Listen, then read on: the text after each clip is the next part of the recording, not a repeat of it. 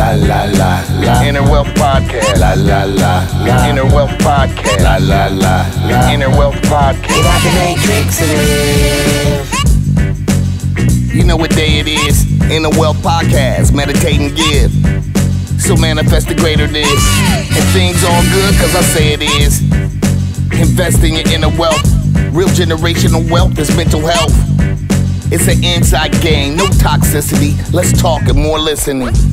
Ladies and gentlemen, and now introducing David McCullough, founder of Inception, the first mental health gym. La la la la. Inner Wealth Podcast. La la la la. Inner Wealth Podcast. La la la la. Inner Wealth Podcast. Get out the matrix and live. All right, everyone. Welcome back to the Inner Wealth Podcast. I got a special guest in the building. I got my girl Kale all the way from, I want to say Bahamas, but really she's originally from Jamaica. So I'm not going to say just what up, though. I'm going to say Wagwan. Wagwan. What's up, Kale? I'm good. How are you? Good. So we back again. And you came to Inception probably 2019. So let's set this whole thing up because you were in my inbox in 2019 when we started to kind of go viral. And at that time, I was pretty much local. I had a lot of people coming locally, but I got an inbox from you, and it really caught me off guard because you were like, I'm in the Bahamas, because I was getting messages from people in Africa and stuff like that, like, oh, we need to put this here and put that there. And so when you hit me up, I kind of put you in that category. You was like, no, I'm coming. I'm coming for 2 weeks, and I need to know how to do it. So you were going to do every day for 2 weeks straight, which I thought was a lot. Mm-hmm. But after you kind of start sharing your story, and that's where we start about the story. So what was going on to bring you to that point where you felt like you need to come from sunny Bahamas to, well, it wasn't cold, it was summer, but to Michigan, a place you never visited before, right? And when you look up, you see Detroit first. The scary part first, not the beautiful Farmington Hills. But my partner had died. You know, this is, for me so far, that was quote unquote my person, a person that mirrored my fun, bubbly, outgoing personality. We loved the same thing. We had the same favorite color. You know, arguments never go into the next day. I was sharing last night with my friend. One time I was arguing with him, and because he's so much taller than me, I draped him and pulled him down to me. And when I look at him, I started smiling and I forgot what I was arguing about. And then that was it, you know? So he died, and it was hard. It was really hard. We never celebrated Halloween before. You know, being Jamaican, you know, anyone from Jamaica could tell you, your grandparents be like, we don't play with that, you know? Yeah, Jamaicans don't play with that. Yeah, A lot of y'all still stoning people. Seriously, right? We don't stone people. Nah, No, they throw no. rocks at people. I heard about all that. If they're fighting, yeah. Okay. But they're a lot more liberal now. Back in the day, you know, Jamaica is known for hardcore. You know, you can't be gay in Jamaica. When I was in Jamaica as a teen, being gay is an abomination. Like, you'll get hurt. Oh, the Chichi Man. Yeah, and, exactly. Bate Boy. But now Yeah. no, they're barking around and they're living their lives. So I think Jamaica come a good way with stuff like that. But like I was said, growing up, you know, your grandparents said, like, we don't celebrate Halloween. That's the devil's thing, you know? And coming out of Jamaica, you see everyone celebrating Halloween. They dress up. It's not about I don't know what it's really about because it's not a part of our culture. But it's a fun thing to do, you know. You dress up as your favorite character. It's not like what, Your you know, favorite they what? were. I'm not doing it with you, David. You know, your favorite character. Character. So, we went to Halloween, and this is my first time celebrating Halloween. And we were there. He wasn't drunk when we were there. You know, there's so much I say rumors because I never seen a document with the doctor saying that he was drunk because of the accident. And I, for one, knew that he only had one glass of champagne. None of us were heavy drinkers. So he met in an accident. In fact, he drove behind us and we got home safe. And then he left to go home. He texted me and says he was home. I later found out that he went with his friends, to a next spot, and they might have been drinking there too. I wasn't there, so I can't say what happened. And no one still haven't given me the full story because I am not approachable on the topic. At the time, I wasn't, I didn't want to hear anything from anyone because of the hurt.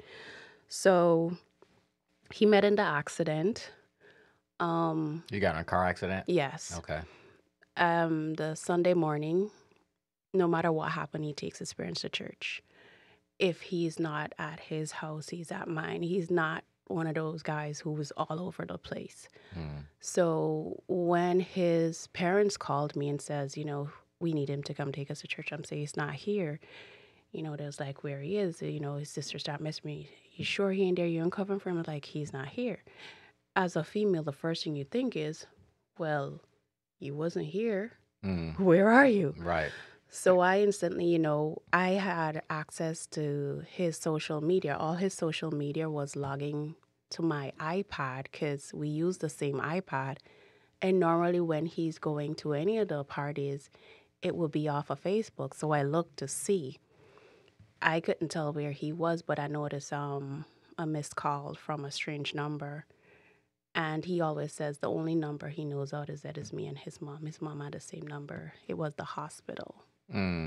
So, yeah, we went to the hospital and then all hell break loose in my head because, I'm seeing him. Every bone in his body is broken except his right hand. So it goes on where we were trying to get him stabilized. The Bahamas just at the time weren't able to deal with everything what was going. His skull is cracked. Cheekbone is broken. I say every bone. So even if he survived, he would have been in a wheelchair. That's how bad it was. So as the days go on, I'm trying to process it. Everyone is praying. His family has a strong Christian background. So everyone is praying. I felt like we could have prayed more. I still feel like we should have prayed more. You were saying that he was going to get airlifted to another hospital? Yeah, he had to, but he had to be stabilized first. It was between here and Cuba. So he never got stabilized, No, and then he passed away? Yeah, so he passed away 7 days later on our anniversary. Wow. And what state of being were you in when you heard that? I went crazy. So at the time, I was at the restaurant doing the renovations, and a friend of mine who is a doctor at the hospital, the speed that she pulled up with, I knew, but denial tell me no, it's not. He's not dead. And she's like, did they tell you no? And she picked me up and she took me at the hospital. And when she took me there, they already brought him to the morgue. And I didn't, even though, when you're in the morgue, you have to be dead. The doctors have to. And I was like, no, he's not dead. Open the door. And they would not let me in the morgue. So I kicked the door, I beat and kicked the door, and I was disrupting the entire hospital, so they let me in. And at the time, I felt like if I touch him with all the faith that I know I have in me and the love that I have for him, he was going to come back. God would just not let him die. And with all of that, it just didn't happen. And I know I was there for a while. I can't say how long I was there. I really can't. I would probably have to ask the doctor how long I was there because for me, it's all flashes. I lost a lot of my memory along that time. I can't remember most of 2017 and 2018 because of the post-traumatic stress disorder. So the post-traumatic stress before his death or after? After his death. Yeah. So, after the whole morgue incident, I come out. I didn't stop praying because I feel like the same God of Abraham in those days who were working in America is the same God we have today. I prayed and I prayed some more. I cried, I prayed. Food was not in the picture since then. I just couldn't eat. And after not eating for a couple of days, in my mind, I was like, how is my body functioning? Do I even need food? You know, this is the first time I'm ever in the state of mind, you know, because I'm a little foodie. Right. Well, you're a chef too, Yeah. right? So I'm like, okay. But I was drinking, you know. So You were drinking after he passed away, you saying, or before? I was drinking. Let me clear that up. I never touched alcohol. I'm not sure why. I look back at it now. I never touched any kind of drugs during that time, but I was drinking healthy juices. Like I was blending fruits, natural juices, you know, all the island fruits, the soursop. I fell in love with soursop. I never liked it growing up, but during that time, I just fell in love with it. And you said you were saying that the weight loss, a dramatic weight loss that you Dramatic had. weight loss. So he died November 7th. October, when, you know, everyone gets in shape for Carnival, you know, I deleted those those stuff now. But those who know me from Carnival could tell you my costumes are normally as dare as you bear, you know, and, you know, and I was trying to lose 10 pounds and I could not lose 10 pounds for the life of me. Like I was trying to fit in this one particular, and it just didn't happen. And here it is a month later. At the time I was 168. This is October. December, I was 90 pounds. Wow, that's drastic. And he passed away when? November 7th.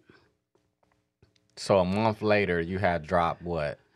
What? That's almost. I looked sick. That's a lot of weight. The crazy part about this is, some of my soca friends they flew from the States and they came to the restaurant in the Bahamas. So they wanted to take a picture in front of the restaurant, and I took the picture with them, and my best friend took a picture too. Later, I'm going through her phone because she have more pictures of my restaurant things happening than I do, and I'm going through her phone and I see the picture with me, and I was like, well, who's that with them? I didn't see her.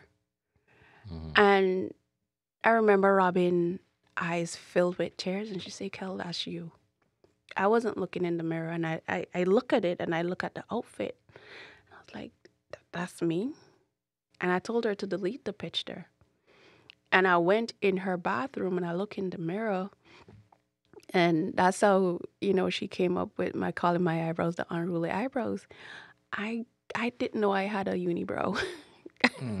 Because I always get my eyebrow waxed on time, you know. Because at that point in time, you were kind of in a state of freeze. You weren't really. I stopped grooming myself. You know, my nail tech of 12 years could tell you consistently I have a French manicure. I don't wear polish because it chips. It's not just cooking. Like I just don't like it. I like to look down at my nails and it's fine. You know, so always had a French manicure, hands and feet. For the 12 years, she could tell you I do nothing else, and she always tried to introduce stuff, and she could only introduce it on one finger, and that's it. So I stopped all of that. Stopped combing my hair, you know, natural hair out, not permed. So, you know, you have the natural hair in the root, the perm at the end. Oh, right. You know, it was bad. It was bad. And looking at the picture, I honestly didn't know it was me. And as time go on, I was angry with God at first because this is someone who knows God. You know, I only had a relationship with my Creator growing up. I cannot say I'm the church girl. I am not. So even though I was prayerful and every major step I was doing, I would pray and fast first and say, God, you know, I'm young and, you know, I'm in my 20s doing major stuff. I say, I know I don't have the wisdom, so please guide me. I always fast and pray on every major move, but I wouldn't go to church. You know, I was just like, church people do too much. I wasn't for church. But he, on the other hand, grew up in church, and at the time, you know, he would play instrument in church. And he would try to get me to go to church too. He got me to go a few times. So I was like, God, that's your people's, like, that's your son. Like, he knows you. You know, he knew scriptures. When we got the building for the restaurant and I got the keys, the first thing he did was pray over the keys. He held my hand and pray over it. And I must say, that's one of the biggest attraction that I had to him, you know, and him quoting scriptures. And like I said, I always went back to look, say, hey, let me see if this boy know what he talking about, you know, and he knew what he was saying. So when that happened, I was like, this is me out here living my life, walking naked every chance I get in carnival, doing whatever it is that I feel like do. And he was doing that too, but he was trying to do it better. So Right. how come he died? And So that created more shock, though. yeah, and I'm just here. The not understanding Yeah, I couldn't why and understand things of it. that nature. So what point did you get to the place where, I mean, obviously you lost, you know, a lot of weight, you know, going into depression, things of that nature. What were you like before that?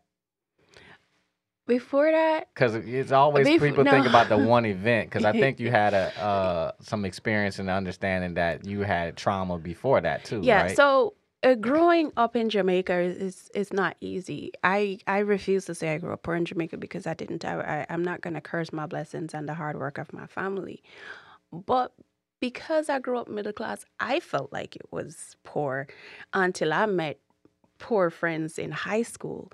My prep school friends weren't poor because it's a private prep school, and even though high school is somewhat private, you have an integration of all different types of school there, you know. So, you know, after school, when you go to your friend's house and you realize that all of them was sharing one room, it's like, whoa, all of them in one room. You know, there's this popular entertainer out of Jamaica now, you know, Spice, everyone knows her. When she took me on the beach where she lived, it was kind of shocking for me. I was like, I think it's cool to live on the beach, but She lives on the beach. yeah, Okay. and they built houses on the beach at the time, you know, Okay. and I remember we were in like grade 8, and this girl, I admire her ambition, was buying her own furniture and paying for it. And she made me want to do something because I'm like, you know, she's not as fortunate as I am, and I'm just here, you know, and I always looked up to her for that. But however, in Jamaica, you know, it's beatings. Like, I got beatings day in and out because I was tomboy. So they tell me I can't go in the mango tree, like, and every time they tell me I can't, that was a reason for me to go in the mango tree. You know, we joke about me falling out an apple tree. I fall out an apple tree when it was raining because the tree was slippery, and I fell in the mud, and I fell so hard when I fell, it knocked the wind out of my, I couldn't breathe. I remember my grandfather standing over me and be like, Mikhail, and all I could do was blink my eyes until he took me up. I never went back into that apple tree, you know? And, you know, in Jamaica, it was so much stuff that you saw. The violence in Jamaica is normal. Where I was living in the countryside, it don't happen, but I went to school in Spanish Town, and they blocked the roads in protest. The first time I saw a dead body was in Spanish Town. They had shot someone in St. John's Road. And I'm coming from high school, and I don't know that, like, no one in my family died before. You know, I never went to a funeral. And now I'm seeing the person lay there, and in my head, I remember me looking at him and be like, so he can't get up? Like, I never seen or experienced Right. it. And I remember as the car got closer, I could have seen where all the things, his strife and stuff was on the ground from where he got shot. You had a Boys in the Hood moment. You know that movie. You want to see a dead body? You had one of those moments. Right. I didn't realize that was trauma right there because I was seeing everything. And in Jamaica, they do liver, like beef liver for breakfast. Okay. And kidney. I couldn't eat that after that. That was it. To this Wow. day, I don't eat that. That is trauma. Yeah. But I don't know that. So again, let's go back to this. So you're in Bahamas. You lose a And mate. I'm high function in the Bahamas. I didn't know depression. I didn't know anxiety. I have a career. I have consultancy check coming in, and I have my own business running. And all of this is in my 20s, my late 20s. So, and I'm going. I'm a businesswoman. You understand? When people found out my age, it was like, no, I never told people my age because of that. Because especially a male, they'll figure, oh, she don't know what she knows. And then here it is, you have millionaires paying me to go over their stuff, you know? So I never did. So I never had no problem functioning. Also, you know, I am the strong friend that everyone calls 2 o'clock in the morning, whether it was a breakup or whatever problems, or if it was a business partner that's saying, hey, I think we going down a slope here. What could we do to save this? I am that person. So when I got to the point where I needed someone to call, I didn't have a friend as strong as me to call. And it was just me by myself. They just thought you were just going to pray it off, right? Yeah. Everyone says, pray about it. It's Kel, she going to be all right. And now when I ask some of my friends, they was like, Kel, that's you. We all knew you were going to be okay. You were the only one who didn't think you were going to be okay. And I was like, so that's a reason for leaving me by myself to suffer? And yeah, I cut off a lot of people for that. I actually did. And if it's business-wise, I have no free business advice. You have to pay me for that. And I don't care if we're friends anymore. Like, I got real blunt when it came to that. So on the island there, you end up going to see like therapists and psychiatrists. I seen the best therapists on the island and in Florida. Well, I started in the Bahamas first with two of what they'll say is the best, or well, the two best known, They could be others. They're younger. That's good, but we don't know. And every time you sit in that chair, it's $150 a pop. I was doing that 4 days a week because I knew You're going to therapy 4 days a week? Yeah, because something was wrong. I'm telling you that. So what were they doing for 4 days, and what type of they doing cognitive behavioral therapy? Like what is the process of 4 days worth of traditional? What is it? So I knew that they explained all of this to me, David, and like I told you, I lost a lot of memory. But I could tell you, going there, I was talking. They were explaining to me what these behaviors were. They were explaining to me my process that I am in denial, and I went from denial to accepting it and went back into denial, Because like I said, at his funeral, I was still telling God, it's not too late. I said, God, it's not too late. You could still do this. Like, our generation need to see this miracle. Please show it to them. I never, if I be honest now, if you want him to wake up? Yes, I wanted him to wake up. I wanted God to do something. And I never stopped hoping and praying and just saying, God, do this, So while in therapy there and there, they're explaining to me, David, I just can't remember. But what I do know is it was not working for me because I'm talking about it. The only thing I noticed is that I wasn't crying to them every day anymore. But when I left there, I was still crying for hours. I cry myself to sleep. I wake up crying, I have to talk myself getting out of bed. I have to tell myself, like, Kel, you have this to do. You have that. You have to be grateful for this. You're stronger than this. I had to prep myself to get out of bed. So what they were telling me is what I was telling myself, So when I started in Miami, that's when I did the first brain scan, and that's when she showed me the graph and says, this is not healthy. And then they're explaining to me, and I'm looking at it, and I was like, why are these people telling me this? Don't they know I don't understand? It's like, they just need to do what they need to do. Right. I know something is wrong. That's fine. But what are we going to do to fix this? And she says, normally you have both sides of your brain covered with PTSD. This get people. Normally people in the stage are suicidal. But when she told me that, I was not suicidal yet. When she did tell me, I wasn't there yet. I was clinging to God. I was going to church, and at the time I was going to Centerville where there was Pastor Joseph, and he preaches the raw word, and it would hit me like a block, and I couldn't stand the man for it at the time. And he was actually helping me. But that's just how pain and stuff works. So, and that would be the only time I could get a full 3 hours sleep on a Saturday after church. Prior to that, I wasn't Seventh-day Adventist. I wasn't the church person.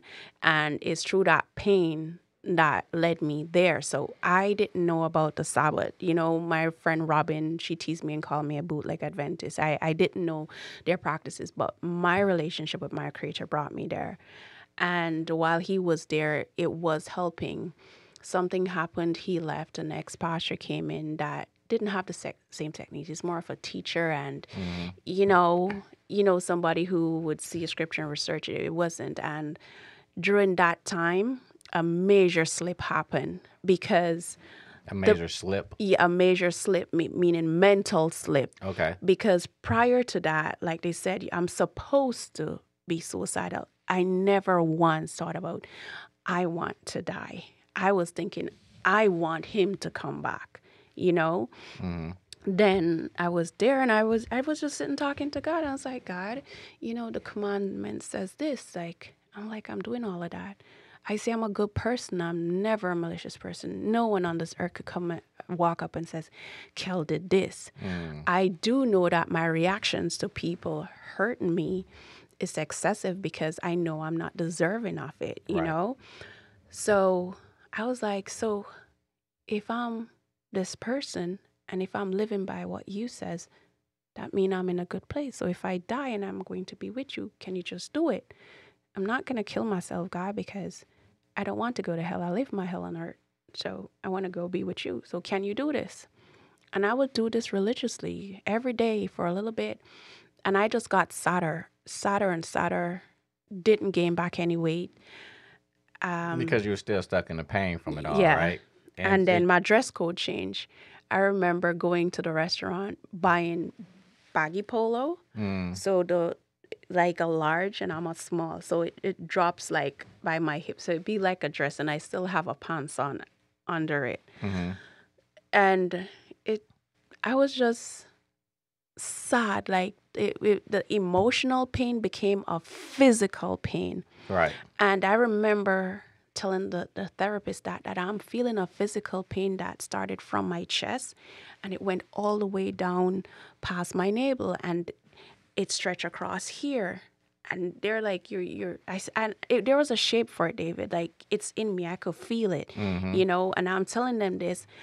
And I kid you not, they would make me feel like I was like a bit crazy about Really? crazy. Because they're like, And this is a place you went to in Florida? yeah, And this is what year? this is 2018. So we're still stuck in a time, in a place where people don't understand the mind-body connection, understand that Yeah. what we think and what we feel actually affects our body. If you go to hospital visits, again, the number is up to over 70 to 90% of doctors' visits is stress. So the brain and the body, like, they're one. Yeah, So you go to a place like, and they just like look at you like you're crazy because you're feeling physical symptoms in your body, Exactly. And and they look at you like you're crazy. But the thing is, I did my doctor's checkup. So everything was healthy. My heart is healthy, liver, everything is healthy. So you're like, there's no pain. Like, they want to tell me the pain is in my head. I'm like, listen. Right. I say, stemming from right here, come over, there's something there, and it comes right here, and it goes right beneath my navel. There's a stiffness there. I feel it. You understand? And I'm telling them, and they're looking at me, okay, like, okay. And they knew They knew you were only sleeping 3 hours a night. And that was my biggest thing. I was like, if I could just get some sleep, if y'all could do some. So that's when all these medications comes in. They're saying, Oh, well, I didn't know they gave you medication. No, I never took it. Okay. They're saying, we could give you this for the depression. This works for the anxiety. And I don't think my anxiety was bad enough for me to go that, but the depression was really bad. So did you take, why did you never take the because medication? I couldn't pronounce the names of the medication. And when I Googled it, and I You read all the side effects?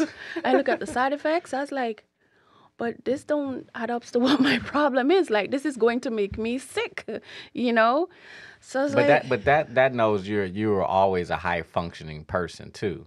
You know that, right? Because the average person is not going to read what's on the bottle and go look up the side effects. We're coming to a place where people are starting to do that. Yeah. But most people wouldn't do that, right? And I say you're high functioning because after that, even after going through all that, well, what led you to me? How did that happen? So when I see what they were trying to give me, I was like, there got to be some natural holistic ways to this. And holistic way took me to Sweden. I was ready to go to Sweden. They have some down there. They have the Neurope. That's the first time I read about the Neurope. It's the place in Sweden. So I was ready to go to Sweden because I was not going to live my life like that.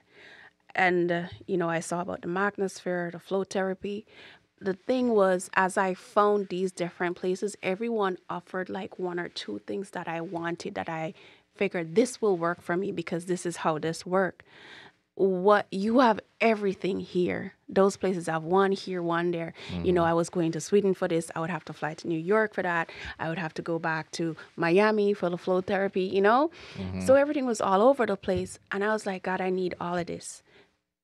I could afford to go to Sweden just to brain train at the time. I could afford to go to New York. But when you think about how am I going to get the full benefit of what I'm doing if I do it like that, you know? So I started reading about it, and I am there, and I am praying, David. I never prayed that much. I really hope I could go back to that stage where my prayer life is like that.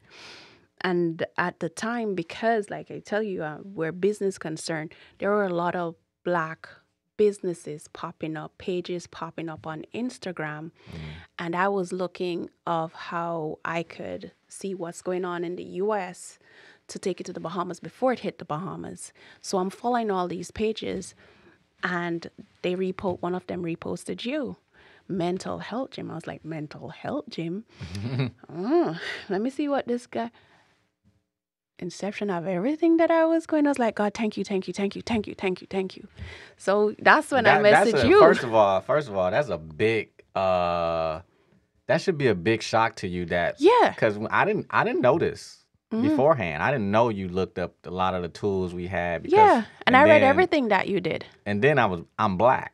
Like there's no other Black people doing there was what no I'm other doing. Black people doing this, and no one had everything. You had everything here, and I was like, they have places like this, like for real. So it was shocking. I got excited when I see. I was like, yep, I'm gonna be okay. I was excited when I see you. So I messaged Inception first before I messaged your page, and I needed a reply right then. Because I find what I want, and I want. Right. When I hit send, I supposed to get a reply. I think I send you the message maybe. For me, it might have been seconds after, but in my head, it's too long after. So you replied to me, and I was like, yeah, I'm coming, and I explained to you, and then, you know, Hanina replied then, and I'm like, so where's the closest hotel? And you guys are telling me, and I remember, even though I remember paying for everything like a month before I got here, because like I was serious about coming, and I wanted to make sure when I come here, this is the appointment, you know, I could get in. So I remember finishing. I was so excited about coming here. I finished. Remember, I was here a day early.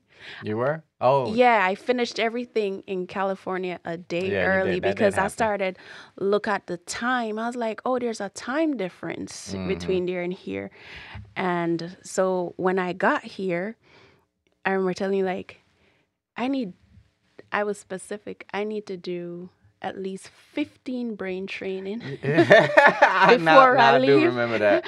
And I need to do 15 Magnus, but I only want to do 5 float. And he was like, no, that's not how it works. It's like, what do you mean you have to do more float? I was like, really? So well, I never had anybody try to come and tell me how they needed to do the services. And I was like, hold on. What are you trying to do? You told me the story. That's when I was like, I already knew you were in freeze. And freeze response, again, we always share with our listeners. That's just a brain state that our body goes into for survival. It typically happens when we have abandonments, loss. You know, that is the reason why that happens is because basically you cannot do anything about the event. See, fight or flight, you're gonna fight the situation. You're gonna run from it. Freeze is like helplessness. Yeah. Like you were helpless. Yeah. And the two, freeze typically happens from shock trauma. When something happens so unexpected. Because you weren't expecting that. No. And then you weren't, then you start adding in all the beliefs on top of it. Like, well, he loved Jesus, and Jesus wasn't supposed to take him away. And then so you ruminate and go all these things, reasons why. That's just us trying to process and make sense of what happened to us. But you were in freeze, and I was like, if she come and do these services and she in freeze, she gonna have a lot of emotions come up. So then you came in, I was like, yeah, she's in freeze. Yeah. And after that first day, so what happened to you after you came and you experienced the first series of the first circuit really that you did? The first day was funny because, sleep was a problem. But I went in the float tank and fall asleep in the float tank. And like in a couple seconds, I wake up. The float tank is dark and I'm in water. And I'm like, where am I? So I freaked out a little bit of floating. I was like, oh, you might tell you where you're. I'm like, oh, okay, I'm here. And I felt relaxed. After my first circuit. And I was like, okay, I feel relaxed. Let's see where this goes, Because remember, I never seen a brain training machine. I've never seen a Magnosphere. I've never even seen the float tank. I read about all this and how good it is, but I'm looking at it and be like, this thing exists, and this is going to help me. I'm in awe of this too, and I'm wondering if, normally when you think about you're going through something like that, you think you need some nails and some hammer, because it's that bad, But this is so. Well, we talked about that off air because most people, when they think about our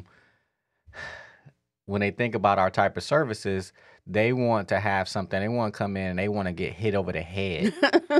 Yeah. Right? Like if you go to a massage, I want deep tissue. Like, you want that. And it's like, when you come into our environment, we're not going to have an environment that's just as jarring as the trauma you just experienced. Right? Yeah. Like, no, everything is going to be quiet, peaceful, relaxing, and subtle. Yeah. Because the body needs to settle, because we're talking about safety. Yeah. That's all it was. Your body just felt like, we're not safe, Kel, so I'm going to go into freeze, and I'm going to protect you, and you're going to be okay.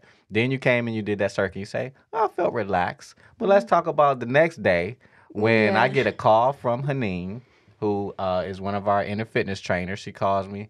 Well, she texts me, and she said, Kel didn't show up today. I'm like, damn. This girl done went and got kidnapped in Detroit. Like, I was like, oh, my God. So I call you. I'm like, and you pick up. I say, Kel, you missed your appointment. And he was like, I overslept. And I never oversleep. I was like, yeah, I know why you overslept, though, because your body finally start to move. Could you imagine all those years? Stuck. All those years. How many years? So he died in 2016. 2016, Kel? November 7th, 2016. So you got to me 2019, like June, July. So summer. So how did you manage for those years being stuck in that pattern like that? Like, I worked. Oh well, there you go. I worked. You turn that energy. I worked. So let me ask you though, was the job, did that at least give you enough something to get out of bed and to put energy towards? Yeah, the challenge of making more money. It's true. Like I hired 2 persons to be mental support. I hired, like, they had jobs. You hire actual people as like mental health support for you, most people can't do that. I had a Christian lady who's very praying. Her name is June. She held my hands and dried tears more than she actually worked.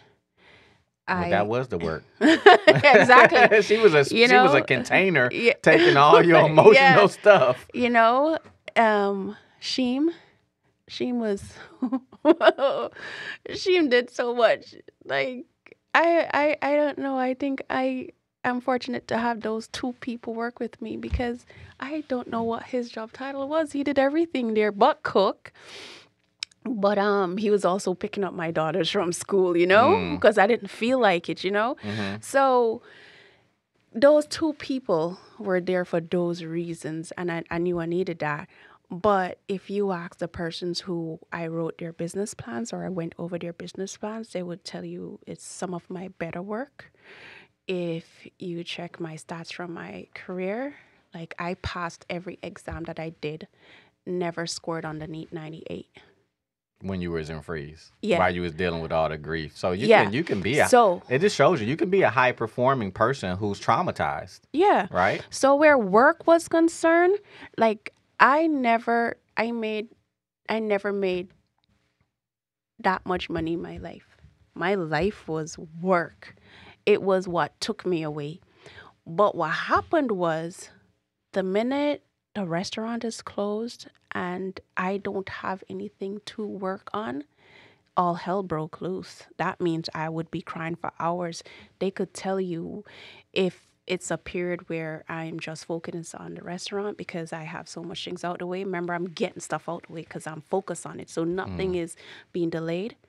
The minute that lunch rush is over, I go in my storeroom and lunch rush is over at 2:30 and I would cry until 7 o'clock. Wow. So June would have to come in there and pray. She would have to come in there. She is, is them rough Jamaicans. Hey, you better do better, you know. Get up and stop going with your foolishness. You know, you're stronger than this. Get up. His way was not very nurturing. Right. June was nurturing, and you do need that sometimes. And, sometimes he would get mad at me too and be like, yo, like, stop punk out, man. Right. And you needed that. So it was a balance from the two of them, while June was just like, she was amazed knowing June. So she met me in that state. So he doesn't know who I was before that. Oh, okay. But what he could see was my potential based on my business performance. June knows me maybe like 20 years. Okay. I could safely So say that. she saw you go through that whole So process. she watched me grow into a businesswoman. She watched me party like a rock star. She watched me do everything, Her daughter sleep at my house with my daughter, So this is somebody who knows me. So for her to see me come off that pedestal all the way down here, she was like, I don't know what to do, Kel. I don't know what to say to you. I just could just be your friend. And really, that's all I needed her to be at the time, because those who were my friend wasn't there, So I could tell anybody who, you're looking up to your boss, they're running this successful business, they have more mess going on in their head than you do. Don't try to measure up to that person. Try to be the best version of yourself. All these persons that you're putting on a pedestal that's saying, yeah, I want to be like this person, because outside you're seeing the bag, the cars, the this. I am that girl that I know other females look at and be like, I want the bag that she have. I want to look like her. But the mess that was going on in my head, and even in that state, I tell you, I would walk into Gucci. When I walk into Gucci, they know who's walking in. And I would buy a bag to feel good. And I bought so much stuff then that I never touched. It was just, I wanted to feel something. So I don't know what to say to somebody who is looking up to that person other than they have more mess going on in their head. Be a better version of yourself. Try something. People were looking up to you when you said you can go drop buy a bag, $2,000 for a bag? That's the least I would spend on a bag, because like, and how many bags did you buy? So my sale after inception, I sold over 25 bags. So during that time of 2016 to about 2019, you bought that much bags. And how did you feel after you bought those bags, though? It felt, you felt a little good right then. But then after I go home and I look at it and I put it back in the dust bag and I put it back in the box and I put it in the closet, I was still going to bed crying.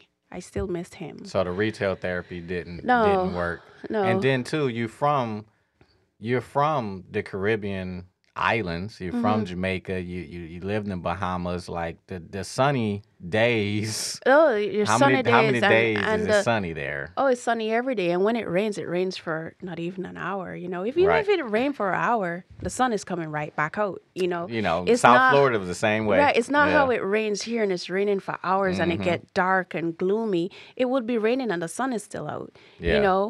And I did spend a lot of time at the beach. I would just go by the beach and sit for hours and stare. Did you at least have your feet in the sand?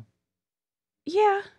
So Yeah. so you were grounded, but Yeah, I even did have still, my feet in the there's sun. still layers and levels and to it. If my favorite thing, I think I still have a lot of sunset pictures on my page. If you look at my page, you think like all I do is go to the beach.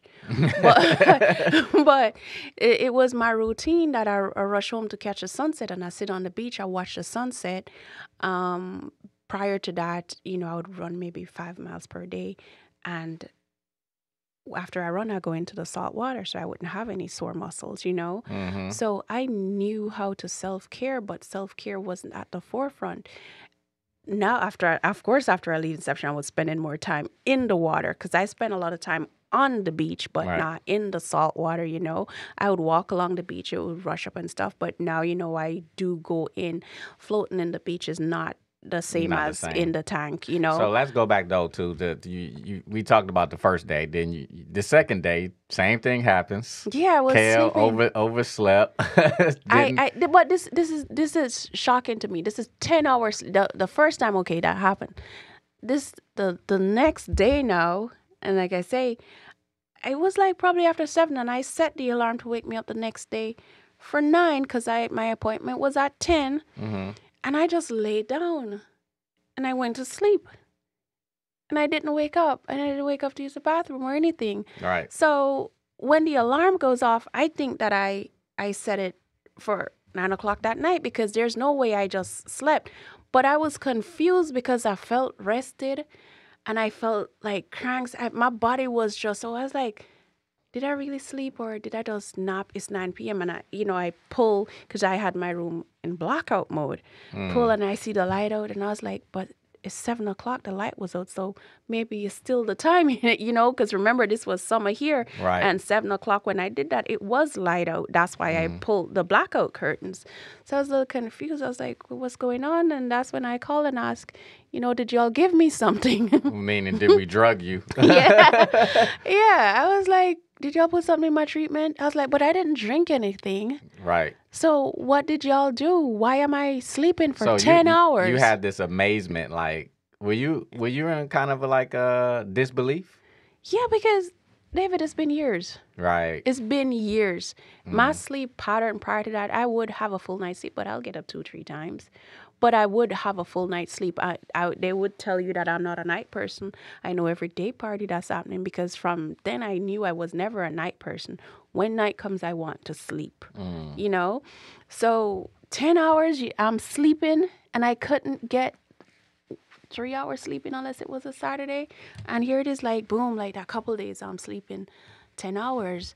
And I'm like, nah, something ain't right. They doing something to me up here. They doing something. Did you notice, now if you can go back and look at that process as an observer, those 2 days you were sleeping better, could you tell that you were coming back to life?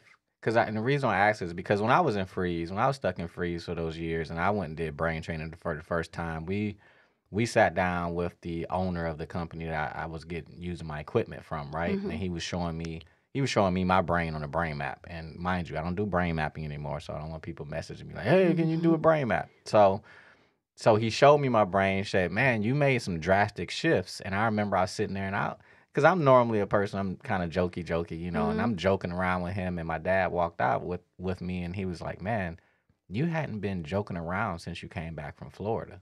And that was like almost a year.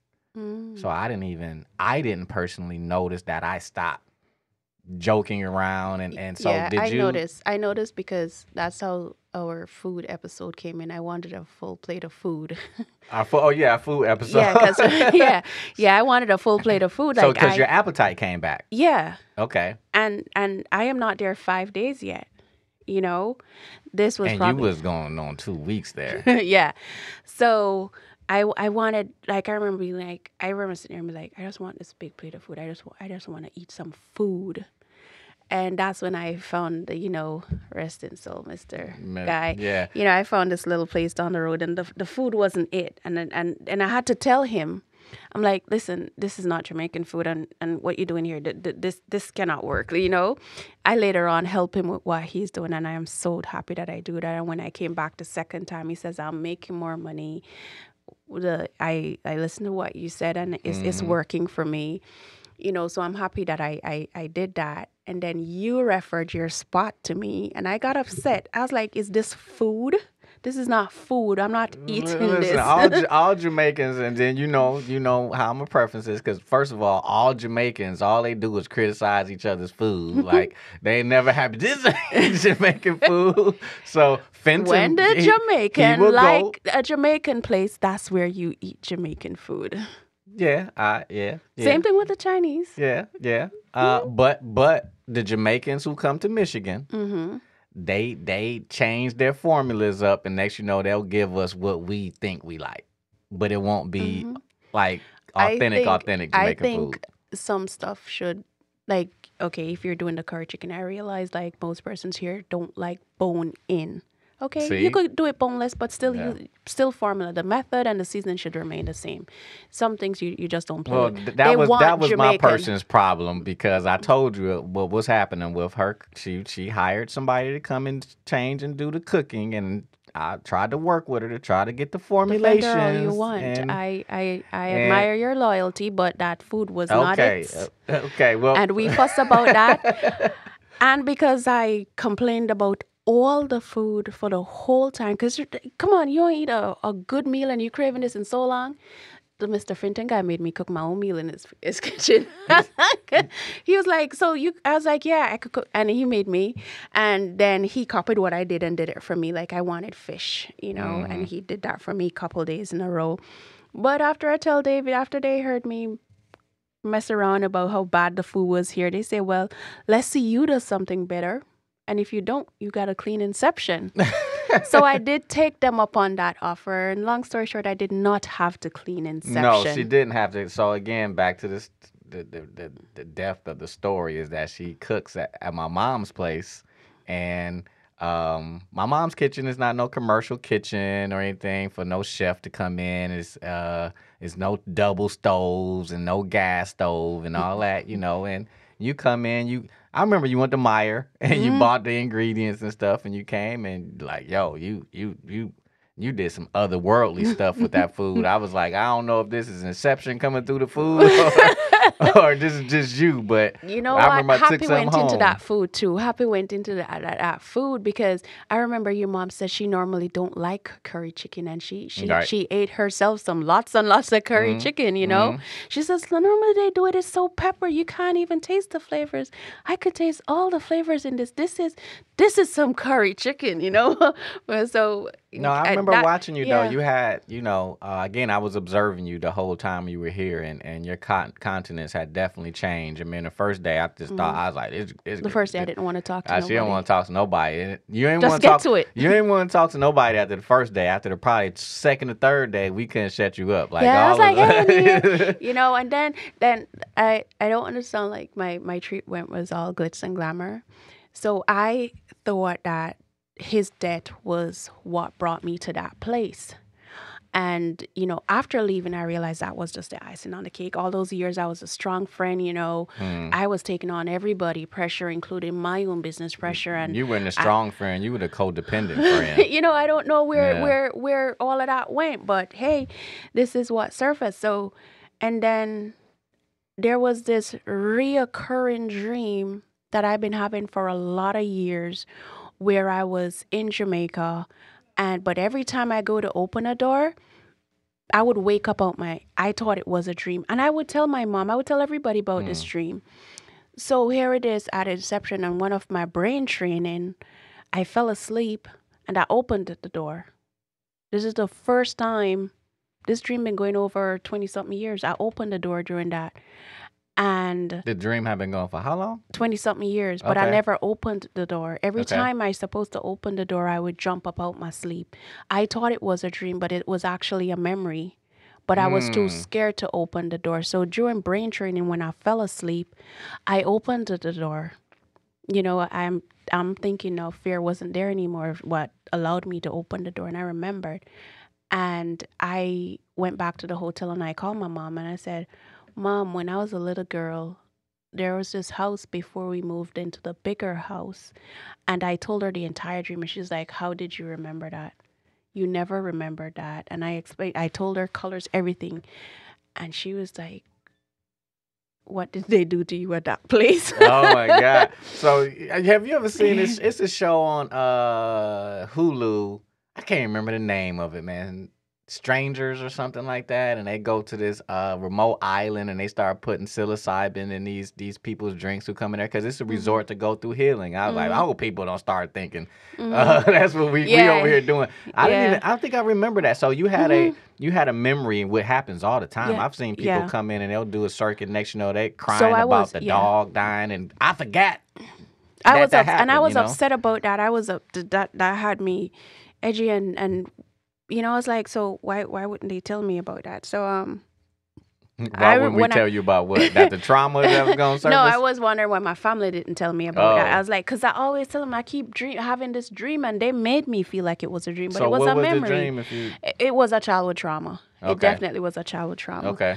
So the next day, I'm like, if I go in brain training, I might remember more. I don't know if I want to remember more. And I'm realizing that there was more issues in my tissues than I thought there was. And that's the day I snapped at Enine, and You snapped at Haneen, who works yes, for us, who right? works for Inception, and she could have. It would have been good if she snapped back. It would have been like her right. I was rude, but she didn't snap back. She was personal and she was caring at the time, and that what made me have this like special liking for Inim, because I was wrong, but at the same time I was going through something, and instead of her seeing that I'm just wrong, she realized that I was going through something at the time, and she remained professional and caring. And for me, that I still feel to this day that she's good for Inception.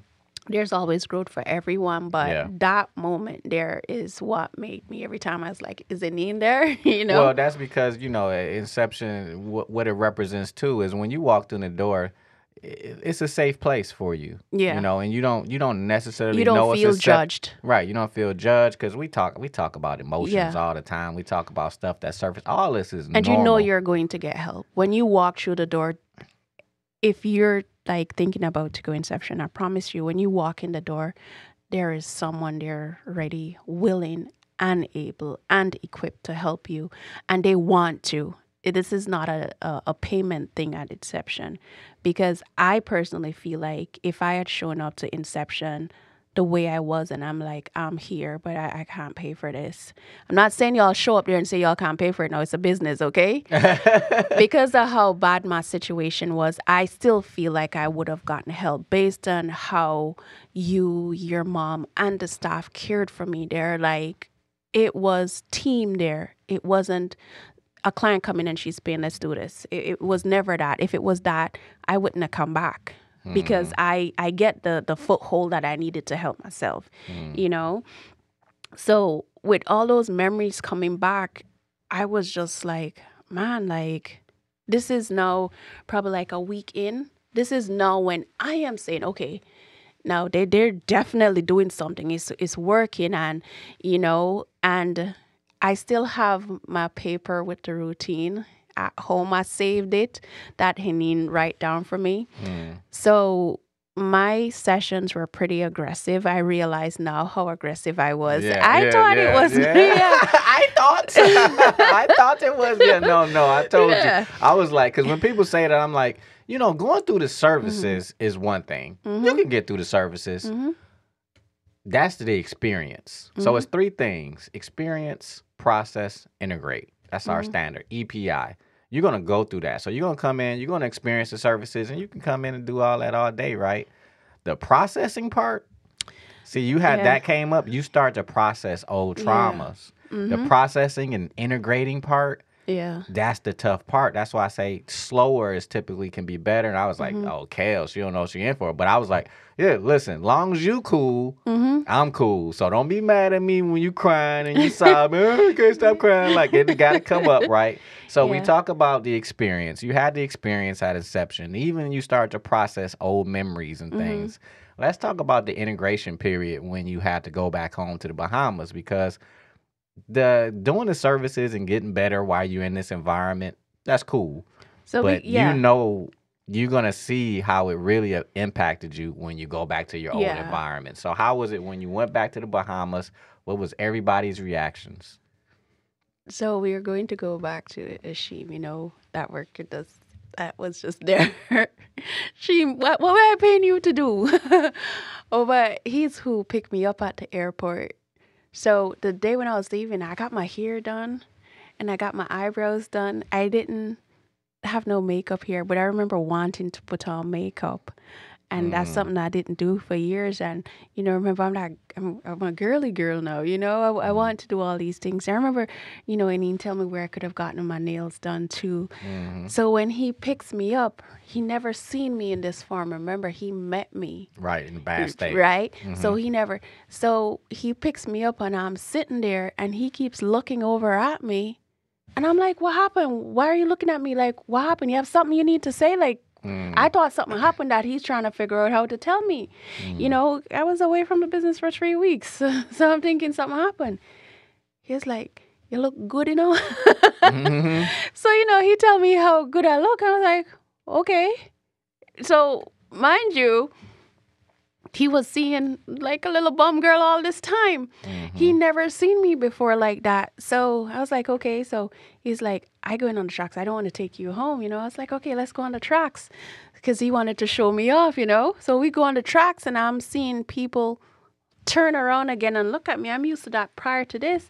And I was like, what they looking at? Because like for me, I only comb my hair and just do a little something. So I was trying to figure out what they look at. And he kept telling me like, Kel, you look really good. But prior to this, my face is always made up.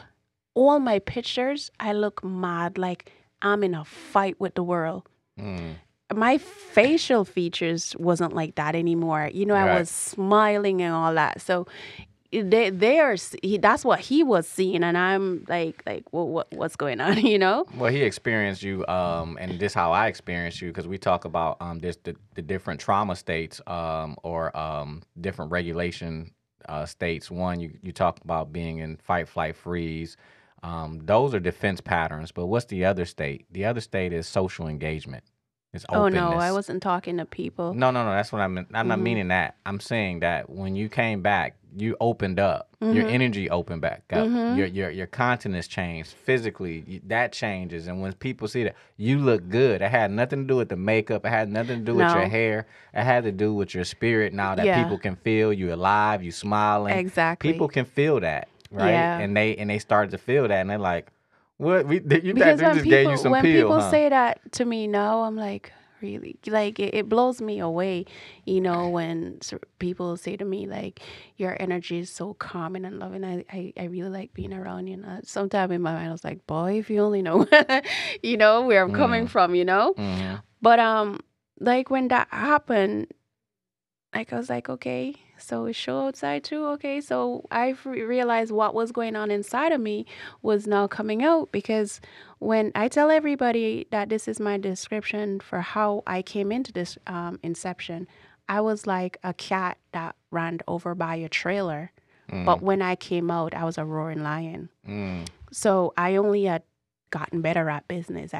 My creative thinking is what blew me away. I was creating stuff that I didn't know I could do. Like, I needed a new menu and the guy took long, and I went and bought an app and I did it myself. I did it myself in 3 hours. And when I finish, I look at it and I look at previous one. I'm like, I did it better than what I paid people to do. I was like, how I even know how to do this? I didn't know I know how to do this.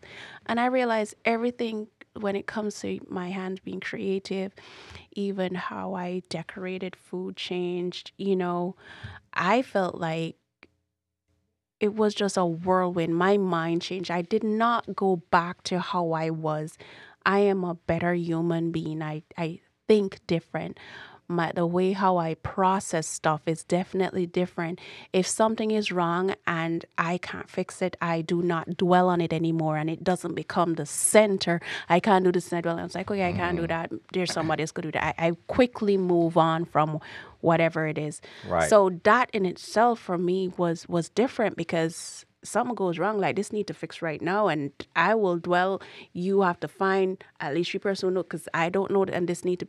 No, I move on. Okay, that will go on further. There's no stress in there. Like, the only thing that could or would stress me now is things pertaining to my kids. Everything else is fixable. It doesn't matter. It's life move on. And that just shows you, though, as a high functioning person, again, owning businesses, very high profile, being around high profile people and things of that nature, and you going through what you're going through, it just shows you that for all these high functioning, high profile people out here, like what you are accomplishing in those states, imagine what you could accomplish if you just went and got your mental, emotional shit together. Listen, I am like we said off here before. I am amazed that the stuff that I chase, I sit and watch it come to me.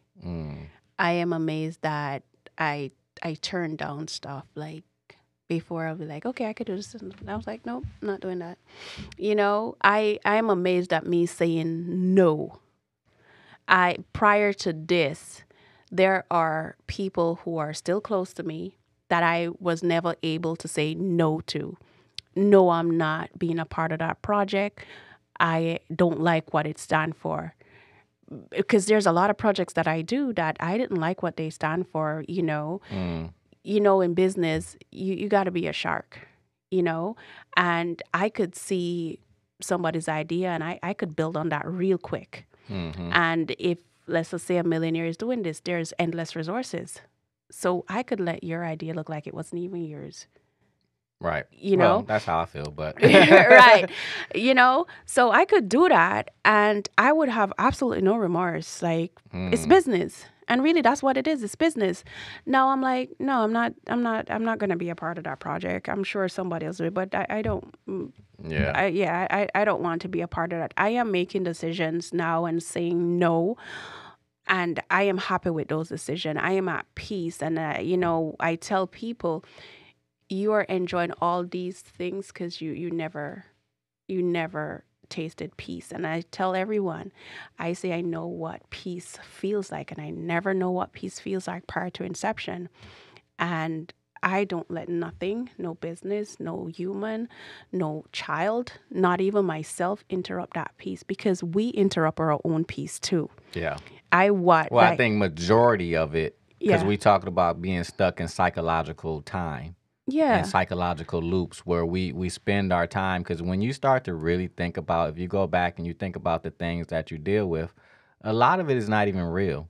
It's stuff that's in the past or in the projected future. Someone slap you, so you think this person's going to slap you. But the problem is, if you're stuck in these two psychological states, you're not in this present moment.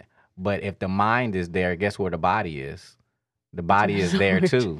The body is stuck in depression of the past or anxiety of the future. The body is still stuck. So when you came to Inception, you do all these services, you get space. And when you get that space, guess what pops up? Everything. Peace. And listen, I tell everybody, you could do all these things. I say they say sin is sweet. You don't know how sin ain't sweet. Peace sweet. Like, that's a favorite quote. Sin is really sweet. I was like, that's because you never tasted peace. I tell everyone that. I was like, if you think sin is sweet, that's because you never tasted peace, But there's so much persons that asked me about it when I went back, because when I went back, it was visible to everyone. I was still performing. I was performing higher when I went back. I was combing my hair. I was doing those things again.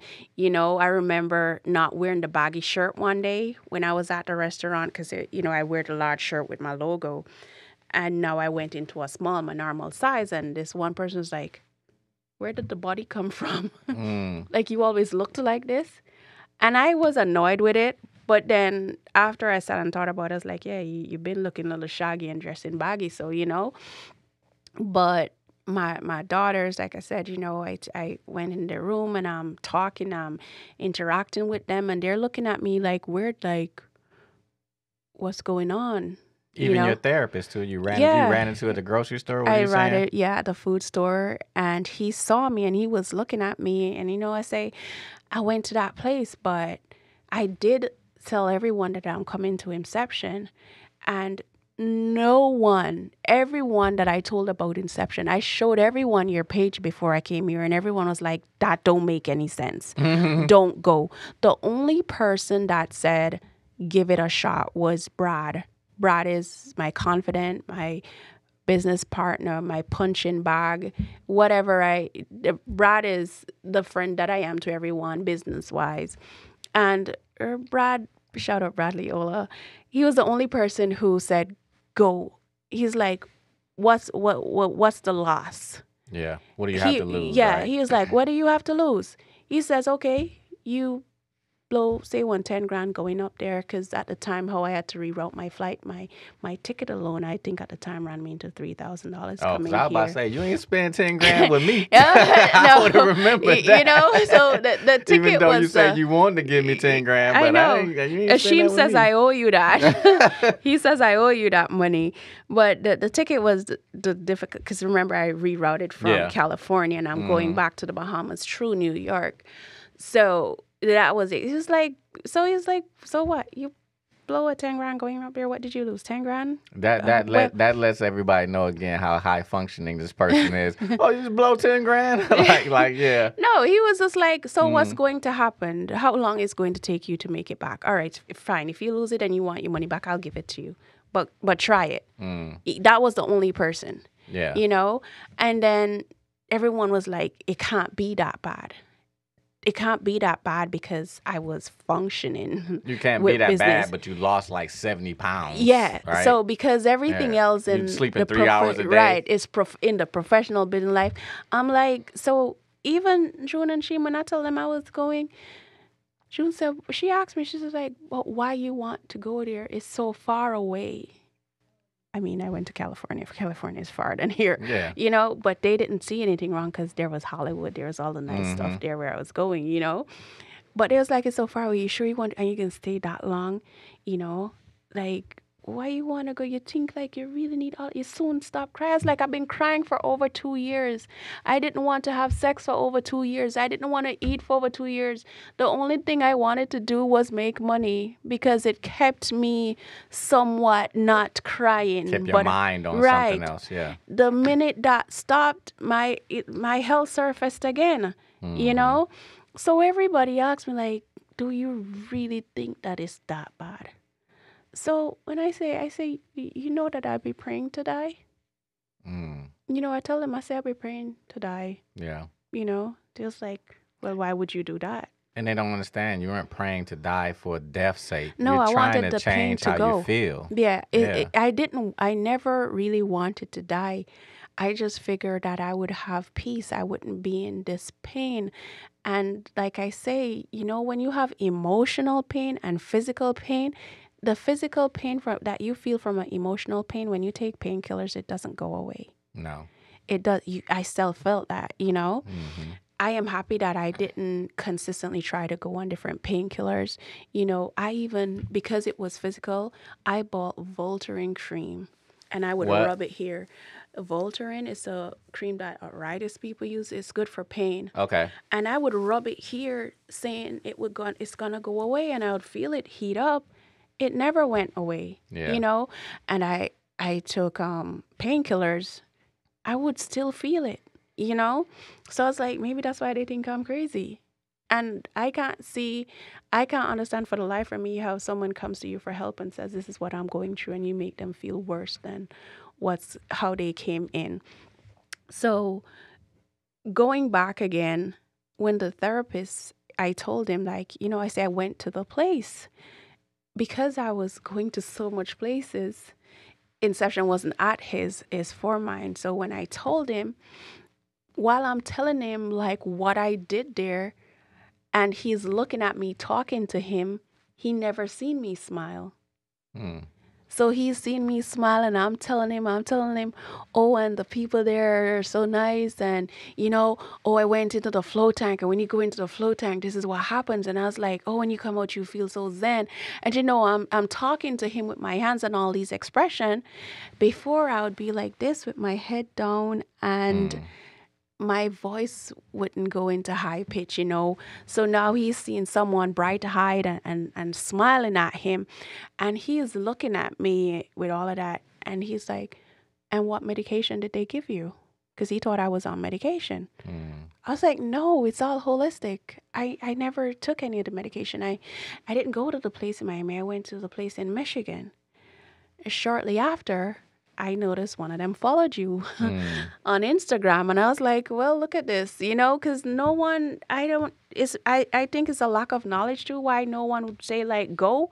And I think no one took the time out to read, you know, they might have seen that you offer this, but they didn't take the time out to read on the service that you offered. Well, I did. The problem is it's not even education on the services, because the services is after. The education has to come on the problem. And people only think about the problem like, you know, traumatic experiences happen and then life just goes on. Like it does go on, but your body doesn't just go on in the same way. Like one experience, I mean, and the experiences that I had in my life, and it's not like I was like beat or molested, because again, we try to measure traumas in a way. It's like that doesn't mean anything because you weren't beat or molested. Like you could have been raised in a really good family, experienced trauma. That's true. And not understanding how trauma affects the brain and the body. And the brain and the body doesn't care about your inability to sleep.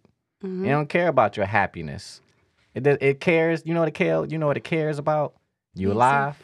Being safe. Yes. You alive? Very much Oh, alive. you lost 60 pounds, but we living. You good. You ain't put no makeup on, but we living. So I had to learn the mechanics of the brain and the body. I had to learn about how trauma works. That's just coming from an engineered mindset, you know, and then now make these. Nobody had a blueprint for Inception to pick this piece and pick this tool no, I've done 60 different things, alternative, and I picked the ones. Because you should see an Inception beforehand, or my Neuro Fitness Center. I had stuff in there that you ain't even seen. I got stuff on my house that people don't see. But it's just like, until we understand the real problem, we won't know how to have the applications. And so that's why there's so much education. Like I'm in a business. That's why I say, if anybody wants to try to take what I had, go have at it. You're gonna have it's not gonna be the same. You're gonna have a hard time because you don't understand the philosophy, and we have a philosophical framework. That's why when you told me about it, I'm very confident about what we can help you with. Yeah. I'm not diagnosing you. I'm not treating you.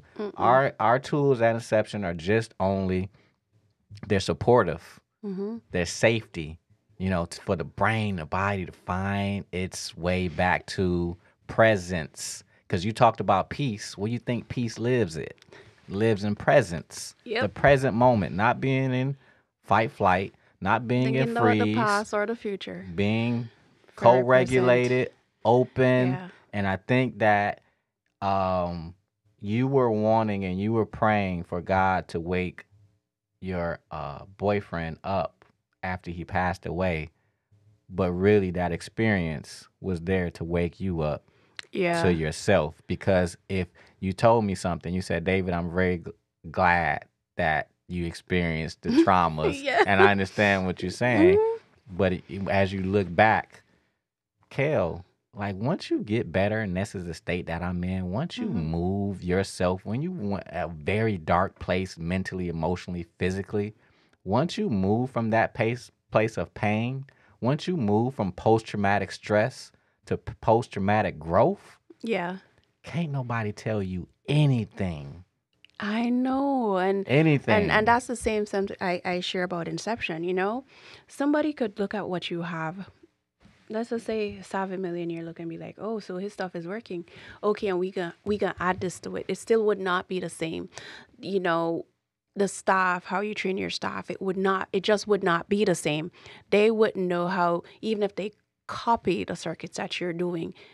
When I come in and say, hey, this is what is going on, it's like, okay, you could try that. They would not know how to relate.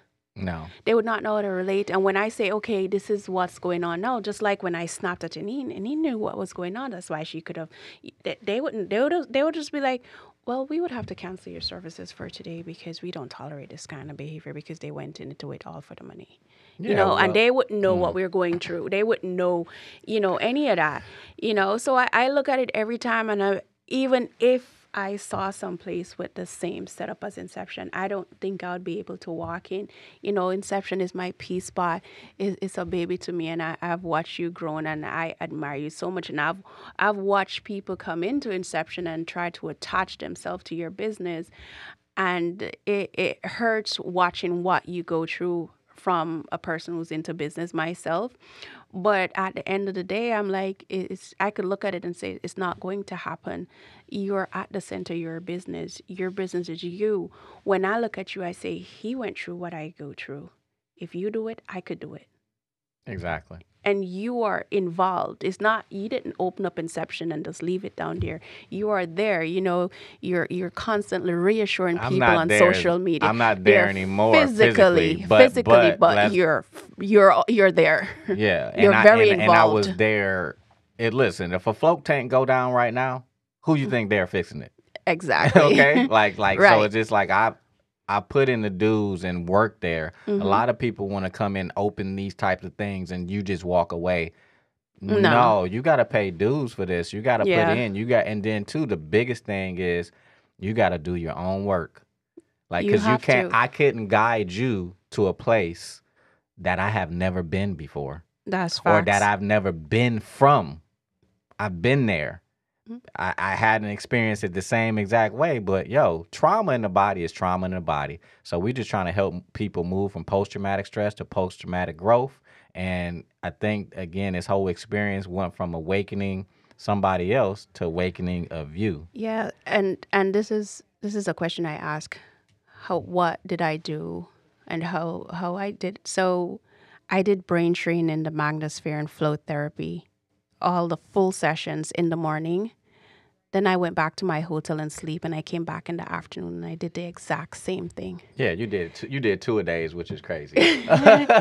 Call me crazy, but it worked. But hey, It worked. It was aggressive. I knew that I needed to do it, and when David I had to do it. So I'm just saying to somebody, if you have doubt coming, you could hit David up. He answers. He actually replies and answers you. Do it. You have absolutely nothing to lose. I promise you're going to become a better version of yourself. And that's the inner wealth, guys. Till next time.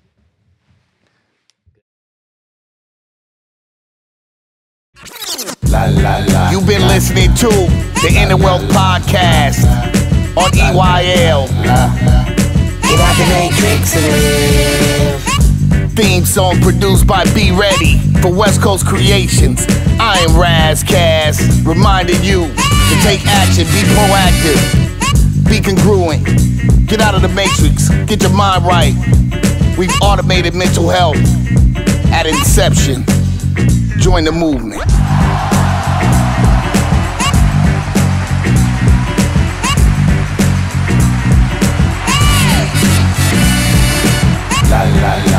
Inner Wealth Podcast.